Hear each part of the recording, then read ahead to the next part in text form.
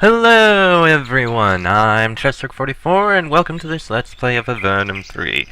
Last episode we took a look at a couple more villages that happen to be located over to the west and pretty much went as far west as we can go. Now, we may as well follow up with one lead we have and check out this tower of brigands that apparently are working with the slimes. See what we can do here.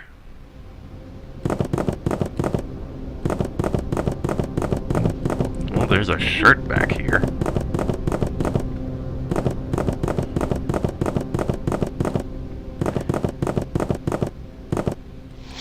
Huh. Interesting. Oh yes, and I don't believe we can actually take the horses inside, so you're gonna wait out here. This old crumbling fortress has a multitude of small polished gates set into its outer walls. It would be quite lovely and welcoming were it not for the skulls set on the ramparts and the tiny globs of brightly colored slime slithering everywhere. Let's see. Beware, this is the domain of Bojar the Archmage. Those entering unwelcome will be trapped inside and fed to the slimes. The farther you get into the small fort, the more little bits of slime you see. Suddenly you hear a loud ringing noise. The corridors echo with shouts of alarm. You lose your hopes of a friendly greeting. Alright, fine. Alright, yeah, toss a smite. Does a little something. And an ice lances. Actually, you can probably shoot them with arrows. And another smite. Ow. And a fireball. Another arrow. Another arrow. And there we go. Okay, that's all those done. That looks like it goes down. Fortunately, you know enough about tools and traps to realize the wooden section of floor ahead is very suspicious. You could keep going, but it doesn't look very solid. Yeah, we'll avoid that then. Right, who has iron arrows? Iron, steel, iron, stone. You don't need stone, you use... There. You don't need stone arrows. They're a waste. Ooh, boy. Alright! The purple one. Throw spells.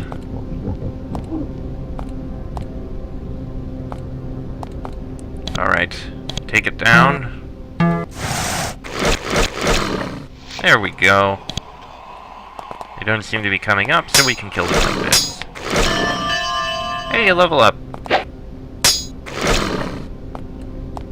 Excellent. That's quite a few.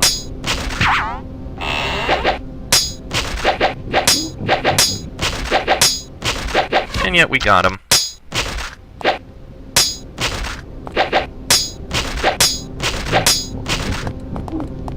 Get back here, you. Thank you. Oh good, we can get more arrows.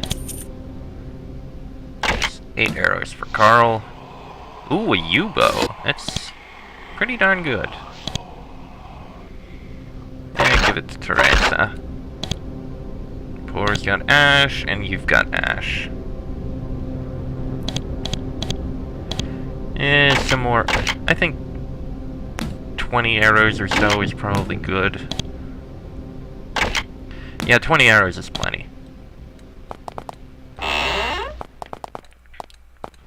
Alright. Grab all the coins and such. Ooh, another book. Let's see. Iron short sword. How are we on the swords, anyway? We're at 1 to 10. Alright, let's take a look at what this book says. 15 ways to kill easily and silently. Everyone has thought at some time in their lives, that person over there needs killing. Well, don't just back away. This book can show you how to make those dreams come horribly true. The book lives up to its title, although most of the murderous techniques inside are already familiar to battle-hardened adventurers like yourselves. What a lovely book to have. Okay then. That's investigated. Jug, pants, and mushrooms. Why do I feel like... Oh! Oh, it's a back way out! Nice! Makes sense. Not that we need it, but still, makes sense. Ah, I can't get through that barrier. And it looks like we're not going through that way. That looks like a way down. Looks like the only thing we can really do is go down. Well, you know what? I have an idea. Let's take the stairs instead of one of those trapped boards. With the ringing of chains and a loud clattering crash, the portcullis to the north slams shut. You try to lift it, but the 1-ton grid of steel bars is firmly locked in place.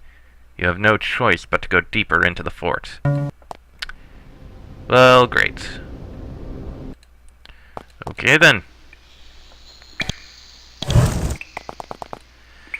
Probably should have taken one of the traps. We might not have been so, well, trapped. Either way,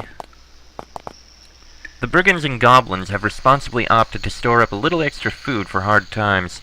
In this cave, mushrooms grow in neat rows. They are carefully tended by Goblin lackeys.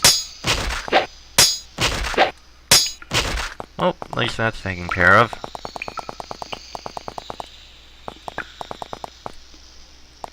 More goblins. Okay. Nothing we need to take there. Could use a little healing, though. Thank you.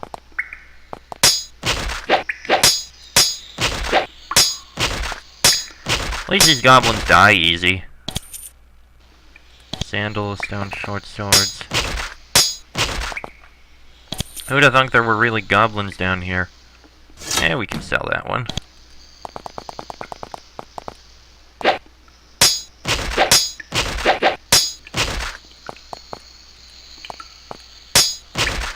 And another dead. Hey, lightning spray scroll, that's not bad.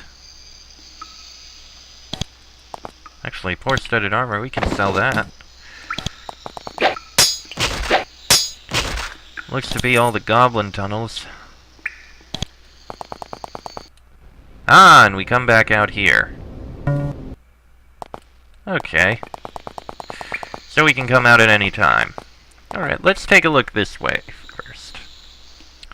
Alright, let's look in here. Archers and regular brigands. Come here, you! Thank you! Ooh, iron-studded armor. Let's see. All sorts of arrows and the like. Ooh, another U-bow. Yeah, we'll take that. Yeah, give it to Pollux. There we go. Nothing in there, nothing in there. Okay. Even more brigands. And this looks like they're forged. Doesn't look like there's anything of use up here. Another ash bow, but we don't need that. Why do I feel like there's something hidden up there? There is! Can't get to that one, but it looks like there's another hidden area up in the east here. Let's see. The desk contains some scraps of parchment. Looks like they're covered with gibberish. Try to decipher it. One of the scraps of paper contains a fragment of a crude map labeled with some sort of code. It takes some work, but you are able to decode the writing. The map is of a valley in the hills east of the village of Colchis. Apparently, deep in one of the valleys, there is something marked as the Slime Pit. Very interesting. Looks like we found our clue. Ooh, there we go. Haste potion, healing potion, and ice lances. Alright. And in here we got nothing. Okay. Alright, and in here... Hello! Looks like this might keep out reserve water supply. Yep, looks like the reserve water supply. I just want to take a look to the west. It looks like the one in the west might actually just be a single room. Well, let's take a look. This altar is a simple slab of black stone with 2 red candles burning on top. However, when you get close, you feel a strange warmth and an odd downward pressure, as if it was trying to get you to kneel. Do you? Okay. You kneel and offer an insincere prayer to the dark altar, more out of curiosity than anything else. Nothing happens. When you stand up, however, your hand brushes the altar. It glows red at the touch, and monsters appear. Well, hello, evil monsters. You're not going to be able to do much.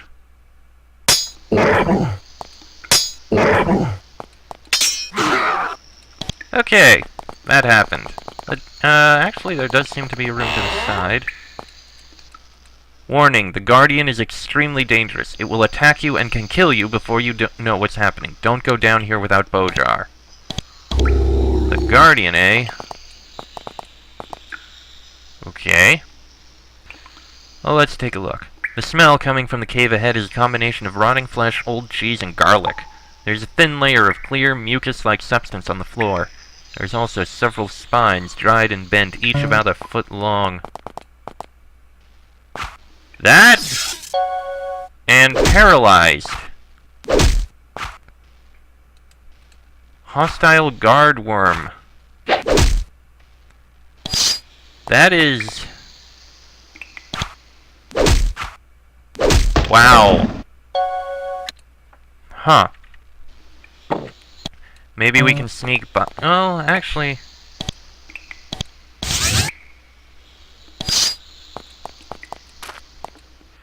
Yeah, I just want to see if we can kill it. We might be able to.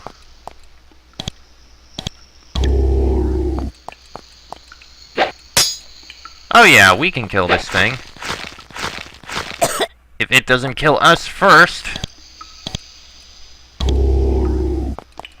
Which we can do. There we go. That wasn't so bad. And we got a silver ring to sell. Not bad. Dead end. Warning, okay, we already spoke with the Guardian. You are at the entry to a magical laboratory. There is all manner of esoteric clutter piled in every corner, and strange, constantly changing smells waft through the air. The floor is covered with small blobs of slime. You walk into a peculiar room. It contains only a large stone chair edged with gold leaf. It is surrounded by a pattern of runes made of carved agate embedded in the floor. They glow slightly. Suddenly a secret door opens slightly in the south wall. A middle-aged, bearded male pokes out his head and sees you. He mutters a command and pulls his head back. As you prepare to charge after him, the runes flash once. Okay. Kill the big one first. And we'll be fine. Yeah, we'll be fine. Something tells me that's Bojar and the way we're supposed to go, so... You know what, we'll explore in the other direction first. Probably a hidden passage down there. Looks like our light's wearing off. Stone dagger.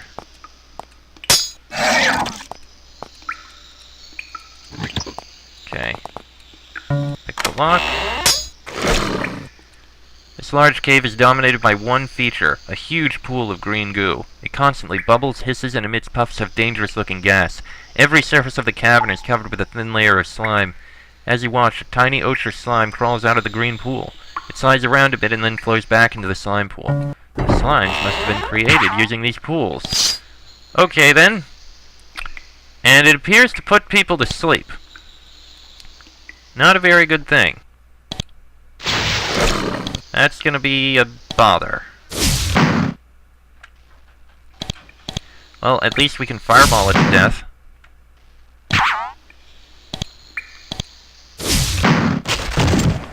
With a green spray and an intensely satisfying splattering noise, the slime pool flies apart. The bits of goo try to ooze back together again, but the heat hardened their surfaces. You hear a bizarre keening noise echoing through the tunnels. You look around and realize that the sound is also coming from one of the baby slimes at the edge of the destroyed pool. The slimes are dying, killed in some odd way by the destruction of their creator. As they deflate, they emit a high-pitched, agonized sound, the only sound they'll ever make in their lives. Soon, however, the sound dies down. All of the slimes have died. You have a hard time feeling bad about it. Well, Good. Ah, looks like that's the way back up. Okay, we'll go back up there in a bit. I'm pretty sure we're supposed to go further looks like this is how we get Bojar. Well, this is gonna hurt a bit. Oh, jeez! Great, he's got friends.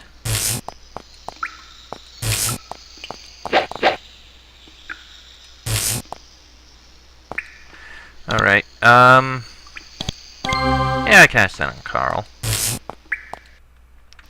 And you... spray acid on him. Ow. If you don't mind, that kinda hurt a bit. You peek into the cauldrons and jump back, repulsed. There is slime cooking in there, one color of slime for each pot. You aren't sure whether Bojar was trying to make slimes himself or render down slimes he found elsewhere. Either way, the sight and smell makes you slightly ill. You notice that the insides of the cauldron are covered with a thin layer of glass to keep the acids from the dead slimes from eating through the metal. Well, Bojar's dead. That was easy. Oh, great. No room for all of us here. There we go. Okay. What have we got? Gloves. Who needs gloves? Everyone's got gloves. Healing elixir. Take that. Unidentified robe and ice lances. Alright.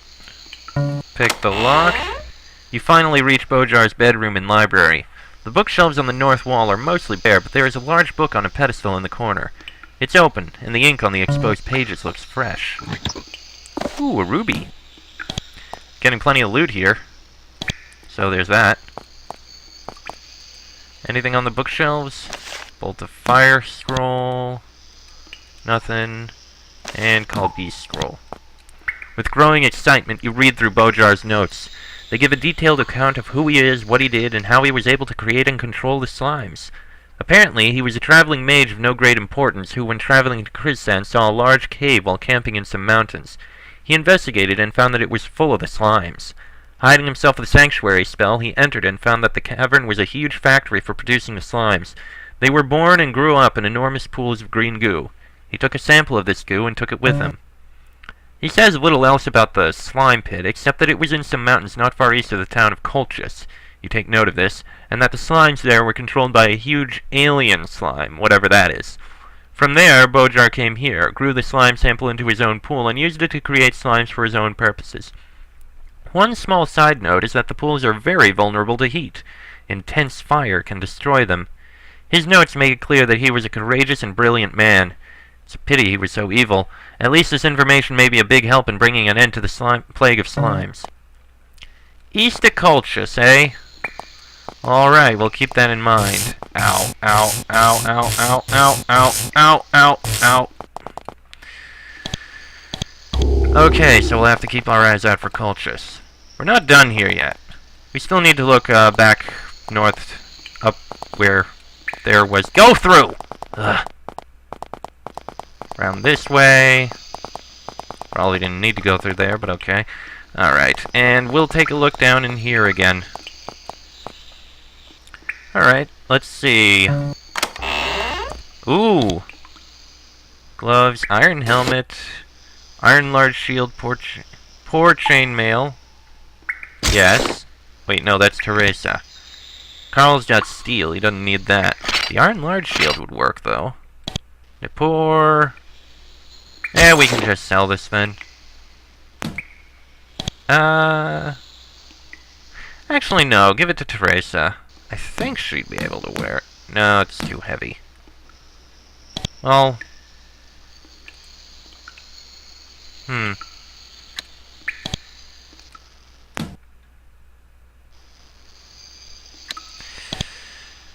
How heavy is it? 30 pounds versus...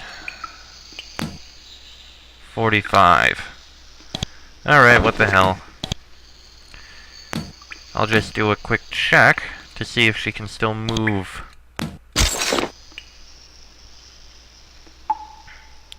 Also, iron helmet. You can wear that in Nippur. Alright, let me just check. Alright. Alright, you can wear that then. You're fine. And in here... arrows.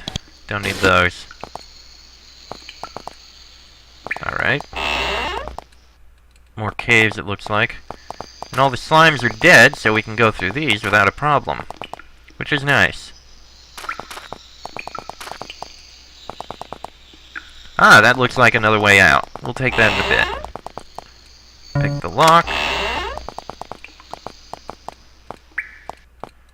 Various supplies. Mushrooms, trash.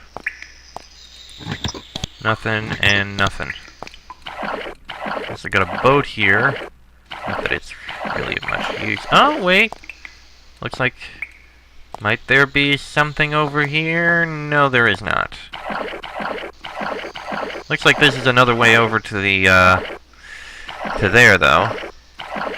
Alright, let me take a look at... here. See what's up here. In we go! Ah, looks like the slimes there are dead. You step on the magical rune and realize in horror that it's trying to hold you in place. With an effort, you manage to pull yourself off of it. Anything weaker like a slime would be firmly held in place. Okay, random lever. You pull the lever. You hear a series of soft clicks and a bell chiming. Something definitely happened. If I remember right, yeah, we can walk over those now without falling. That looks like a big scary guy. Evil priest, I believe.